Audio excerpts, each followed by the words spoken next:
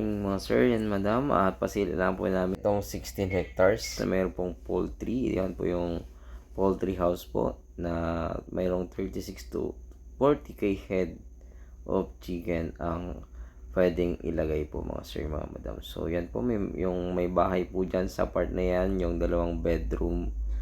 At meron din pong isa dyan, yan. Yung bahay ni dyan. May isa rin pong, pero yan, bahay po ng kambing yan. So dyan pong part yung isang bahay. Hindi lang natin napuntahan kasi may mga nakatira. Yan yung pangalawang bahay. So ito naman, isang bedroom lang ang meron yan. So, unfinished house po yung isa. Ayan. Kasi natin dito sa part na ito mga sir, ito po ay 16 hectares mahigit. So, meron po siyang isang building na kasya po ang 36 to 40 thousand na chicken. So, nakabakod po yung area ng mga barbed wire, yung kabuuan. At the same time ay meron po itong rice land yan sa part na yan. May mga rice land, I think 4 to 6 hectares po yung kanyang palayan. So, flat po yung part na iyan. Pwede pa pong magtayo dyan ng mga building ng poultry, mga sir, mga madam.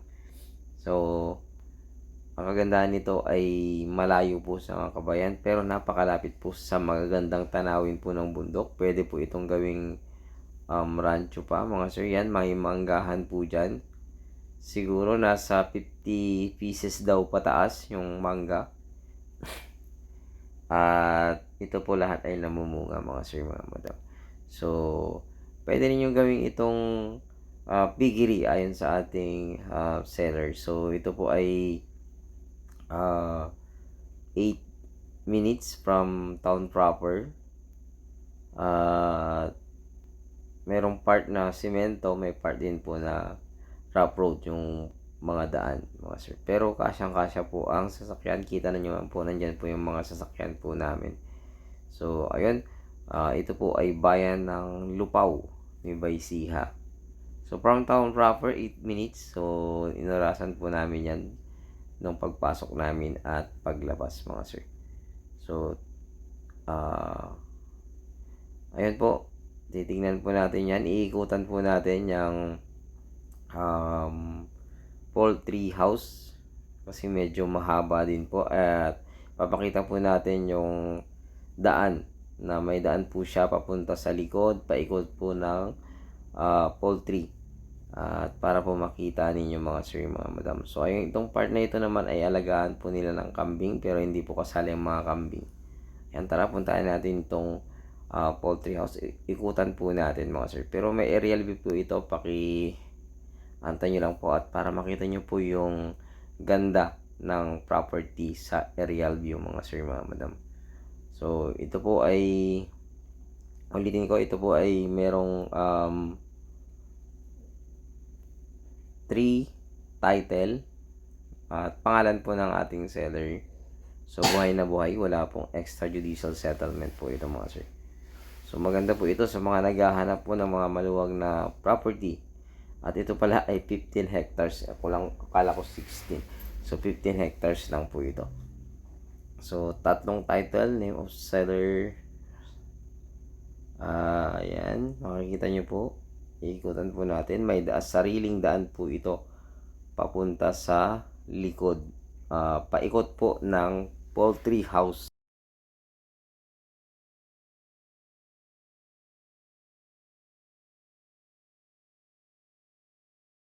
So, yan, maluwang pa po dito sa side na yan. Kabilang pa po yan.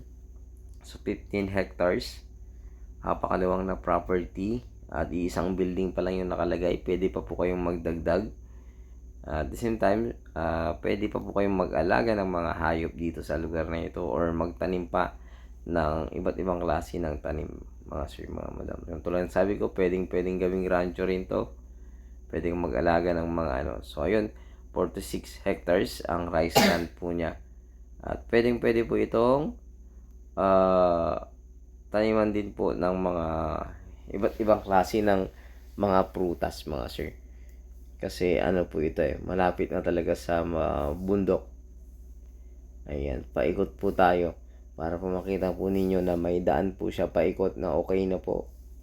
Pwede po kayong magtayo ng mga building sa likod dahil may daan na pwede, hindi na siya mahirap puntahan. So ayun, ulitin ko, 8 minutes po siya from Lupao, Nueva Ecija, town proper. Ayan po. So, maganda rin po ito sa motocross area kasi may marami daw nag-motocross dito sabi po ng seller po natin. So, ayan, paikot po yan. Ulitin ko, may dalawang house, may dalawang bahay ito. Yung unang bahay po, may dalawang bedroom. Yung pangalawa naman, meron siyang isang bedroom lang. So, ayan kung makikita nyo yung poultry ay nabakudan ng ganito po. Ayan, so nakikita nyo magandang mountain view. Mamaya mas makita nyo po yung mountain view sa kanyang area view mga sir. Ayan, napakaganda po ng property na ito. So, ito po naman po ay mga flat area na po. Ayun, makikita nyo, paikot po talaga ang bulldozer na po yung ibang part niya. So, malawang na rin po yung flat area ng property. Sabi ko, maganda rin po siya. Makikita nyo rito yung bakod dito sa part na ito ay concrete din po. Dun sa dadaanan. Tapos dyan sa side po niya, dyan po yung palayan niya. And flat area din po yan kasi binuldozer din po yan ng seller daw po nung kanyang pinapadag po mga sir. So reason for selling po ay kailangan po ng mabenta para po sa ibang mga kailangang mag-invest sa ibang bagay mga sir, mga madam. So ayun, syempre financially kailangan din po ng ating seller siguro. So kaya binebenta po yung property na ito. Napakaluwang na property, at the same time napakaganda po mga sir, mga madam. So hanggang labas po ito ay cemented road na, tapos may mga rough road pero hindi, mas marami po yung cemented road po dito sa palabas ng area. Ito pa ay kabilang pa rin po sa property natin. Yung sa left side ay hindi po kasali, pero sa right side kasali po mga sir. So hanggang ano po yan, hanggang dun sa kalsada or sa cemented road po. Itong property na dito ay ito pa rin po yun mga sir. So ayun, please like and share din po sa aking munting channel mo, Chancho Lat Dag mga sir.